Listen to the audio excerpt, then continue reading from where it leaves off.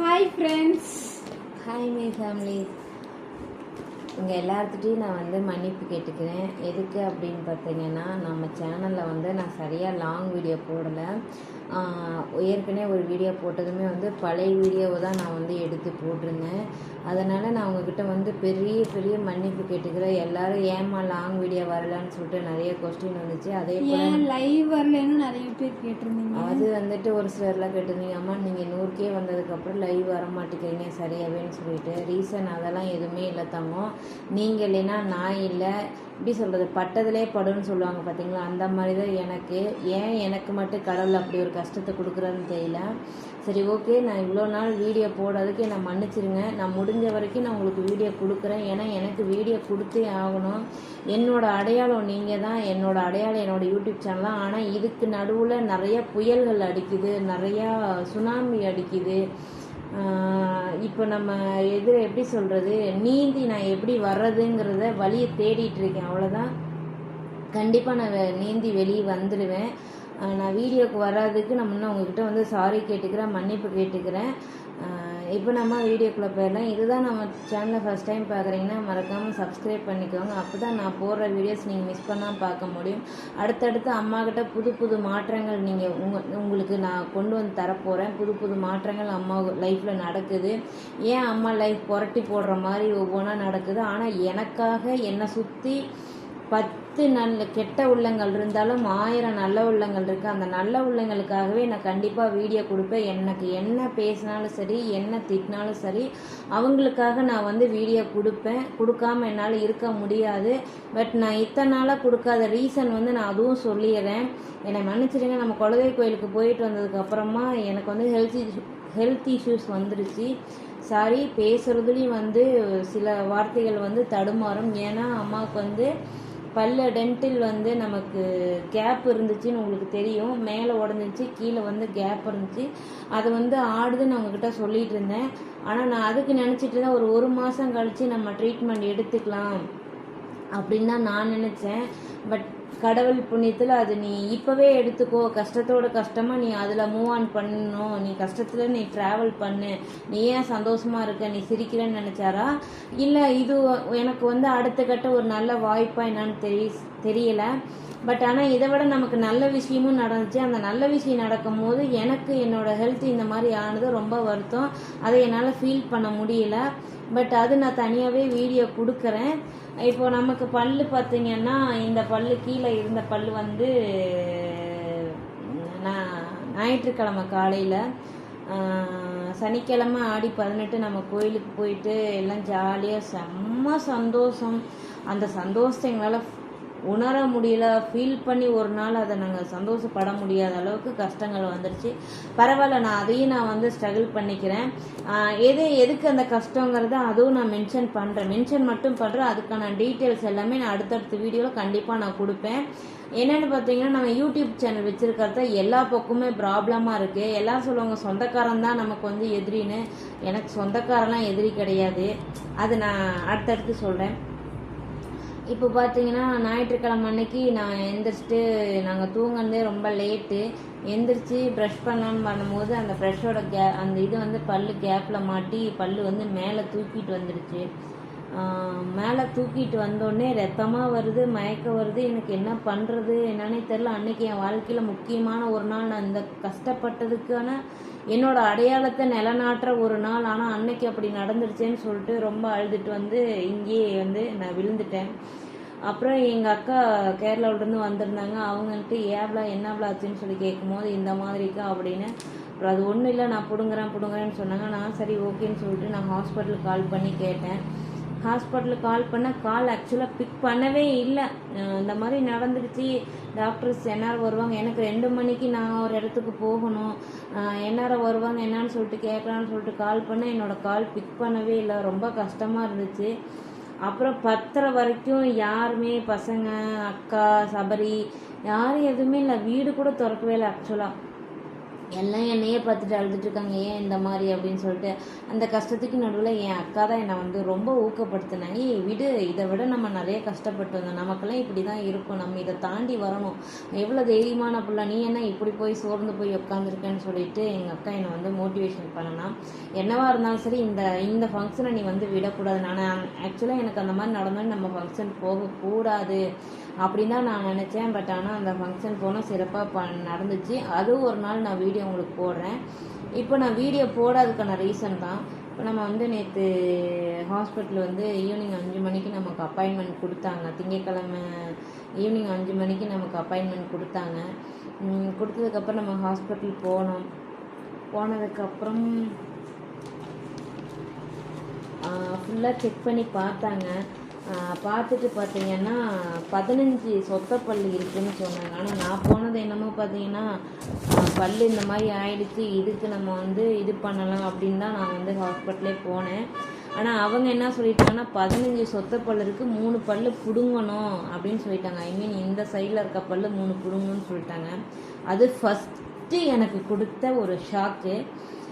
ரெண்டாவது பார்த்தீங்கன்னா எனக்கு இந்த பல் வந்து ஆக்சிடெண்ட்டில் தான் டேமேஜ் ஆச்சு. அதுக்கு முன்னாடி ஓகேவாக இருந்துச்சு பல், ஆனால் கேப் இருக்கும், ஆனால் அப்படியெல்லாம் ஆடலாம் ஆடாது, ஓகேவாக இருந்துச்சு, எந்த ப்ராப்ளம் இல்லாமல் இருந்துச்சு.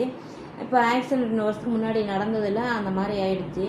அப்போ அந்த ஒரு பல் ஆடுனது இப்போ என்ன ஆயிடுச்சுன்னா 3 பல் வந்து இங்கே 3 பல் பிடுங்கிறது இல்லாமல் முன்னாடி இருக்க 3 பல் கம்பல்சரி பிடுங்கட்டேங்க. இந்த சிங்கப்பல்லு இந்த பல்லு இந்த பல்லு பிடுங்கணும், பிடுங்கிட்டு 3.5 மாதம் ட்ரீட்மெண்ட் பண்ணணும் அப்படின்னு சொல்லிட்டாங்க.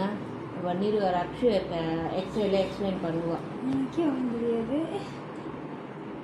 இதோ இங்கே தான் இந்த பல்லு தான் விழுந்துருக்கு, கேமரா தெரியுதுன்னு கூட தெரியல. இந்த போன் வந்து இப்படி வி ஷேப்பில் ஆக்சிடெண்ட் ஆனப்போ ஆயிடுச்சு. அதே மாதிரி இந்த பல்லு இங்கே 2 பல்ல போடணும்னு சொல்லிட்டாங்க. அது வந்து எக்ஸ்ட்ரா இருக்கா பல்லு. எனக்கு இந்த சைடில் வந்து கீழே பல்லு முளைக்கல, மேலே மட்டும் இருக்குது. அந்த பல்லு கம்பல்சரி புடுங்கன்னு சொல்லிட்டாங்க. இந்த பக்கம் 2 பல்லு, இந்த பக்கம் 1 பல்லு. அப்புறம் ஒரு சொத்த பல்லு வந்து ரொம்ப இதாக இருக்குது, அது வந்து அடைச்சோன்னா 1500 வரும்னு சொல்லிட்டாங்க. மீதி 14 பல்லு வந்து என்ன கண்டிஷனில் இருக்குன்னு பார்ப்போம். ஒவ்வொரு பல்லும் அடைக்கிறதுக்கு வந்து 800 சொன்னாங்க. ரொம்ப டேமேஜாக இருக்குது, 1000 வரும் அப்படின்னு சொல்லி சொன்னாங்க. சரி ஓகே அப்படின்னு சொல்லிட்டு இதுக்கெல்லாம் சொன்னாங்க.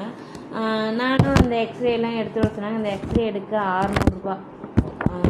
நேற்று வந்து இந்த எக்ஸ்ரே எடுக்கிறதுக்கு 600. நான் வந்து ஆதார் ஹாஸ்பிட்டலில் தான், நான் வந்து கிஷோர் டென்டல் கிளினிக்கில் தான் நான் வந்து இதை பார்த்தேன், ஆதார் ஹாஸ்பிட்டலில். அதுக்கப்புறம் திரும்ப சரி ஓகே சரி இது எவ்வளோ நாளுங்க வருது, 3.5 மாதம் சொல்லிட்டாங்க. எனக்கு டைம் கம்பல்சரி தேவைன்ட்டாங்க. சரி ஓகே அப்படின்னு சொல்லிட்டு எவ்வளோ அது அமௌண்ட் ஆகுங்கும் போது கீப்பல்லுக்கு மட்டும் 1.25 லட்சம் சொன்னாங்க. எனக்கு அப்போவே எனக்கு ஆப்ரேஷன் பண்ணோன்னே நான் அப்போது டென்டல் ஹாஸ்பிட்டல் போய் பார்த்தேன். அப்போ வந்து இந்த ஒரு பல்லுக்கு மட்டும் கேப் போடுறதுக்கு, இந்த கேப் அந்த விழுந்ததில் அந்த ஆட்டம் கொடுத்தது கேப் போடுறதுக்கு மட்டும் 5000 தான் கேட்டாங்க. அன்றைக்கி எனக்கு வந்து அந்த 5000 பெரிய அமௌண்ட்டாக இருந்துச்சு. ஏன்னா நான் ஆக்சிடெண்ட் ஆகிட்டேன், இங்கே சர்ஜரி பண்ணியிருந்தாங்க. பாருமா, நம்ம கம்மியாக இருக்கப்பெல்லாம் பண்ணாமல் ரேட்டு எச்சானு தான் ஒவ்வொரு விஷயத்தையும் பண்ணுறோம். இப்போ இதில் பிளேட்டு அப்போ வந்து இப்போ ரிமூவ் பண்ணியிருந்தோம். முன்னாடி வந்து பிளேட் இருந்த போது ஒரு நாள் நம்ம வந்து சரண் ஹாஸ்பிட்டல் போகணும். அது நான் வந்து வண்டியில் போக முடியாது, பஸ்ஸில் போக முடியாது, ஏன்னா ட்ரெஸ்ஸை ஃபுல்லாக கவர் ஆகாதனால டாக்ஸி புக் பண்ணி தான் போகணும். வீட்டு வாடகை, பசங்க, யாரோட ஹெல்ப்பும் இல்லாமல் இருக்கும் போது சரி வேணாம், நம்ம பல்லுக்கு அப்புறம் பார்த்துக்கலான்னு சொல்லிட்டு நான் கொஞ்சம் அப்போ அந்த 5000 ரூபா காசு என்கிட்ட இல்லாதனால அதை நான் அன்றைக்கி பண்ணலை. ஆனால் இன்றைக்கி கீழ் பல்லுக்கு மட்டும் 1.25 லட்ச ரூபா சொன்னாங்க. எனக்கு அப்படியே என்ன பண்ணுறதுனே தெரியல. சனிக்கிழமை நைட்லேருந்து எனக்கு சரியானபடி சாப்பாடு இல்லை. அதுக்கு முன்னாடியே சில இஷ்யூஸ் வந்துடுச்சு, சரியான சாப்பாடு இல்லை. எனக்கு அதை கேட்டோடனே தலைலாம் சுற்றுது, என்ன செய்ய போகிறோம், என்ன பண்ண போகிறோம் அப்படின்னு ரொம்ப கஷ்டமாயிடுச்சு. என்ன பண்ணுவோம், ஒன்றுமே தெரியலையே அப்படின்ட்டு. சரி ஓகேண்ணா அவங்க இதை சொல்லி முடிச்சோன்னே மேல் பல்லுக்கு போயிட்டாங்க. ஆக்சுவலாக எனக்கு மேல் பல்லு வந்து உடஞ்சிருக்கு தான், நான் இல்லைன்னு சொல்லலை. இந்த பல்லும் வந்து ஸ்க்ராட்ச் ஆகிருக்கு, இதுவும் ஸ்க்ராட்ச் ஆகிருக்கு, இதுவும் ஸ்க்ராட்ச் ஆகிருக்கு. மேலே நாளும் கீழே நாளுமே எனக்கு டேமேஜான பல்லு தான். ஆனால் மேலே வந்து கேப் போட்டுக்கலான்னு சொன்னாங்க. அந்த கேப்புமே பார்த்தீங்கன்னா மெட்டல் உள்ள கேப் போட்டோம்னா 5800 வருமா ஒரு பல்லுக்கு. மெட்டல் இல்லாத கேப் போட்டோம்னா 12,000 வருமா ஒரு பல்லுக்கு. அப்போ அது 4 பல்லுக்கு போடும்போது நமக்கு எங்கே வந்து நிற்கிது? அப்போ 48,000 அதுக்கே வந்துடுமே. அப்போ கிட்டத்தட்ட அவங்க சொல்கிறத பார்த்தீங்கன்னா ஒரு 1,4 லட்சம் மேலே ஒரு 48,000. அது போக எக்ஸ்ட்ரா அந்த பல்லை கழட்டிட்டாங்கன்னா டம்மி பல் வைப்பாங்களாமா. அந்த ஒரு 3 மந்த்துக்கு வெளி உலகத்துக்கு வந்து பல் இருக்கிற மாதிரி வைப்பாங்களா, அது 2,000 to 3,000 வரும் அப்படிங்கிற மாதிரி சொன்னாங்க. இவ்வளோ அமௌண்ட்டுக்கு நம்ம எங்கே போவோம்? இவ்வளோ அமௌண்ட்டு நம்ம செலவு பண்ணி நம்ம பல்லை வந்து ரெடி பண்ணணுமா? இவ்வளோ அமௌண்ட் 2 பசங்களை வச்சுருக்கோம், பொம்பளை பிள்ளைங்கள. இன்னும் 1 மாதம் கழிச்சுன்னா இவங்களுக்கு காலேஜ் ஃபீஸ் வந்துடும், வீட்டு ரெண்ட் இருக்குது, வீட்டு செலவு இருக்குது. இதை இப்போ தான் நான் கொஞ்சமாக அப்படியே ஒரு நகையை கொண்டு போய் வச்சு ஒரு 50,000 கடன் வாங்கி தான் நான் வந்து இந்த சரி சின்னதாக ஒரு பொட்டிக் ஸ்டார்ட் பண்ணி அது அப்படியே மசாலா கூட நம்ம போட்டோம்னா ரெண்டுக்குமே ஒரே இதாக தானே பண்ணுறோம், ஒரே நம்பரை போட்டு ஒரே ஆன்லைன் பிஸ்னஸ் மாதிரி பண்ணலான்னு நான் அதை ஸ்டார்ட் பண்ணேன். இதெல்லாம் ஸ்டார்ட் பண்ணி நான் இப்போ அது முழுசாக கூட 1 மாதம் ஆகலை. அதோட சந்தோஷத்தை கூட எனக்கு அனுபவிக்க கொடுப்பேன்னு இல்லாமல் எனக்கு இந்த மாதிரி ஒரு வாய்ப்பு, இந்த மாதிரி ஒரு அமைப்பு வந்துருச்சு. இதுக்கு நான் என்ன செய்யறது, என்ன பண்ணுறதுன்னே எனக்கு உண்மையிலுமே எதுவுமே எனக்கு தெரிய மாட்டேங்குது. இவ்வளோ கஷ்டமாக இருக்கு. நாங்கள் நம்மளை சுற்றி இருக்கிறவங்க நம்மளை நெகட்டிவாக பேசும்போது அதை இன்னமும் நமக்கு கொடுமையை கொடுக்கறது ரொம்ப கொடுமையான விஷயம். அதெல்லாம் ரொம்ப சங்கடமான விஷயம். என்னோட நிலைமை இன்னும் சொல்லப்போனால் சத்தியமாக என் எதிரி கூட அப்படி வரக்கூடாது. இப்போ தான் நான் வந்து ஒரு வீட்டிலேருந்து இன்னொரு வீடு ஷிஃப்ட் பண்ணேன். அதுலேருந்தே நான் அந்த இதெல்லாம் மீண்டு வெளியே வரவே நான் இவ்வளோ கஷ்டப்பட்டேன். உங்களுக்கு தெரியும், இப்போ தான் ப்ரெஸ்ட் பெயின் வந்து அதுக்கான ட்ரீட்மெண்ட் பார்த்து இங்கே புண்ணு வந்து அதையெல்லாம் கொஞ்சம் கொஞ்சமாக சரியாகி இவங்க காலேஜ் ஃபீஸ் கட்டி அதெல்லாம் மூவ் ஆன் பண்ணிட்டு சரி ஓகே அடுத்து என்ன செய்யலாம். நம்ம ஒரு டெய்லரை, நம்ம உடம்புக்கு வந்துட்டு செட் ஆக மாட்டேங்குது, சரி மிஷினில் உட்காரவும் முடியாது, இது மசாலாவோடு இதுவும் சேர்ந்து பண்ணலான்னு சொல்லிட்டு நான் இப்போ தான் கொஞ்சமாக ஸ்டார்ட் பண்ணினேன். ஆனால் ஸ்டார்ட் பண்ணி ஆனால் உண்மையாக பரவாயில்லன்னு தான் நான் சொல்லுவேன். ஸ்டார்ட் பண்ணி நல்லா வரவேற்பு இருந்துச்சு. எனக்கு அதில் லாபம்லாம் கிடையாது, வாங்கினதை நான் அப்படியே கொடுக்குறேன். இன்னும் ஃப்ரீ ஷிப்பிங்கும் அந்த மாதிரி தான் போயிட்டுருக்கேன். பட் ஆனாலும் எனக்கு வந்து என்னோட துணி மெட்டீரியல் அவங்க தெரிஞ்சுக்கிட்டு அதுக்கப்புறம் ரிப்பீட் வாங்கணும்னு தான் என்னோட ஆசை. அதுக்காக தான் நான் கொடுத்துட்ருக்கேன். ரிப்பீட் ஆர்டர் தான் எனக்கு நிறைய வருது. அதை பார்க்கும்போது எனக்கு ஹாப்பினஸ்ஸாக இருக்குது. ஆனால் சடனாக இப்படி ஒன்று நடந்துருச்சு. பட் ஆனால் நான் வந்து இதிலேருந்து நான் வெளியே வந்துடுவேன், வராமல் நான் இருக்க மாட்டேன். ஏன்னா நான் எவ்வளவோ விஷயங்களை தாண்டி வந்துட்டேன். ஆனால் என்னன்னா இதுக்கு முன்னாடி வாழ்ந்த வாழ்க்கையே எனக்கு இவ்வளோ ஈஸியாக இருந்த மாதிரி இருந்துச்சு. சீரியஸாக சொல்கிறேன்.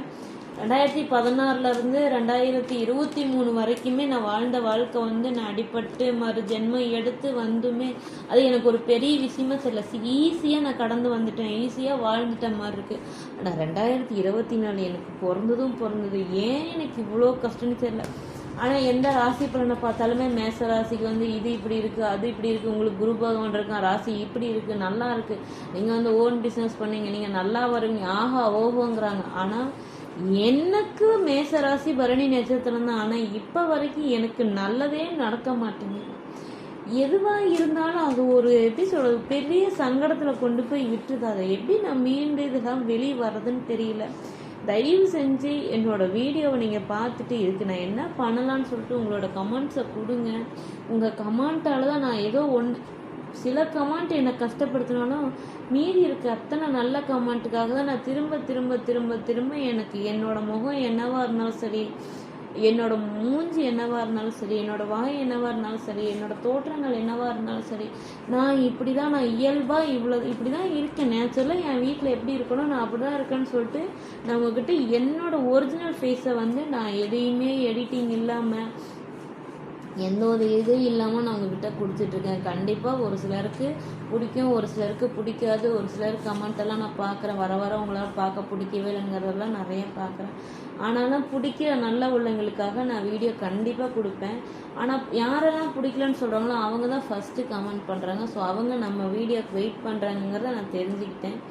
மன்னிச்சிடுங்க. இப்போ நம்ம வந்து நான் இங்கே நம்ம ஊரில் பார்த்ததில் இந்த மாதிரி ட்ரீட்மெண்ட் சஜஷன் கொடுத்துருக்காங்க.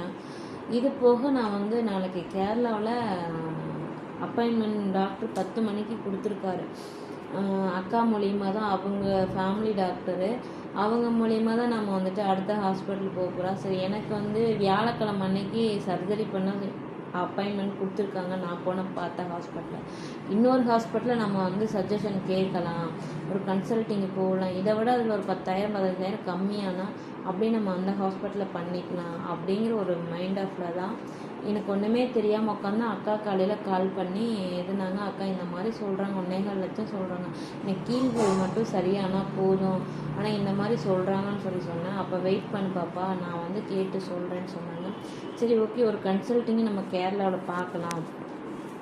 பார்த்ததுக்கப்புறம் அது எப்படி இருக்குது என்னங்கிறத தெரிஞ்சுக்கிட்டு, அங்கே இதை விட அங்கே பெட்டராகவும் இருக்குது, நமக்கு தகுந்த மாதிரி இருக்குன்னா நம்ம அங்கேயே பண்ணிக்கலாம். ஏன்னா ஹாஸ்பிட்டல் போகிறது வரதா கொஞ்சம் சிரமம் இருக்கும். வந்து வெள்ளிக்கிழமை போயிட்டு சனிக்கிழமை ஹாஸ்பிட்டல் பார்த்துட்டு ஞாயிற்றுக்கிழமை வர மாதிரி அந்த மாதிரி வச்சுக்கலாம். அப்படி தான் திங்கிங்கில் இருக்குது. பட் இன்றைக்கி நைட் நான் வந்து கேரளா கிளம்புறேன். அங்கே போயிட்டு அங்கே என்ன பண்ணுறாங்க அப்படின்னு சொல்லிட்டு பசங்களை இங்கே நான் விட்டுட்டு தான் போகிறேன். என்ன பண்ணுறாங்கன்னு சொல்லி தெரிஞ்சுக்கிட்டு என்ன சொல்கிறான்னு பார்த்துட்டு வந்து உங்களுக்கு கண்டிப்பாக அப்டேட் கொடுக்குறேன். சீக்கிரமாக அம்மா குணமாயின்னு சொல்லிட்டு கடவுள்கிட்ட வேண்டிக்கோங்க. நானும் கடவுள்கிட்ட வேண்டிக்கிறேன். ஆனால் எனக்கு என்ன கஷ்டம் கொடுத்தாலும் கடவுள் என் கூட இருக்கார், அது எனக்கு தெரியும். நான் கடவுளை என்றைக்குமே கைவிட மாட்டேன், மனசார நினைப்பேன். நான் போய் அவர்கிட்ட உருகுனா தான் நமக்கு அவர் நல்லது செய்வாருங்க. எவ்வளோ கஷ்டம் கொடுத்தாலும் அது பனி போல் கரையிறதுக்கான பலனையும் கொடுப்பார் எனக்கு கடவுள். அந்த நம்பிக்கை எனக்கு இருக்குது. நான் கேரளா கிளம்பிட்டு போயிட்டு வந்துட்டு அங்கே டாக்டர் என்ன சொல்கிறான்னு வந்து உங்களுக்கு நான் இன்ஃபார்ம் பண்ணுறேன், அப்டேட் பண்ணுறேன். நம்ம இங்கே ட்ரீட்மெண்ட் பண்ணுறோமா கேரளாவில் ட்ரீட்மெண்ட் பண்ணுறோமாங்கிறத நம்ம கூடிய சீக்கிரமாக தெரிஞ்சுக்கலாம். அடுத்து வர வீடியோவில் நீங்களும் பார்ப்பீங்க. இப்போ நான் இந்த வீடியோ வந்து இதோட முடிச்சுக்கிறேன், சரிங்களா? இதை வந்து ரக்ஷு தான் பேசுவான்னு நினச்சேன். ஆக்சுவலாக அவன் பேசல, நானே ஃபுல்லாக பேசிட்டேன். பட் ஆனாலும் பரவாயில்ல, மேலும் எனக்கு சப்போர்ட் பண்ணுங்கள். நான் தொடர்ந்து வீடியோ கொடுத்துட்டே இருப்பேன், சரிங்களா? இனி நான் வந்து மிஸ் பண்ணாமல் உங்களுக்கு வந்து நான் வீடியோ கொடுத்துட்டே இருப்பேன். இப்போ நான் இந்த வீடியோ வந்து இதோட முடிச்சுக்கிறேன். வேற ஒரு வீடியோவை சந்திப்போம்.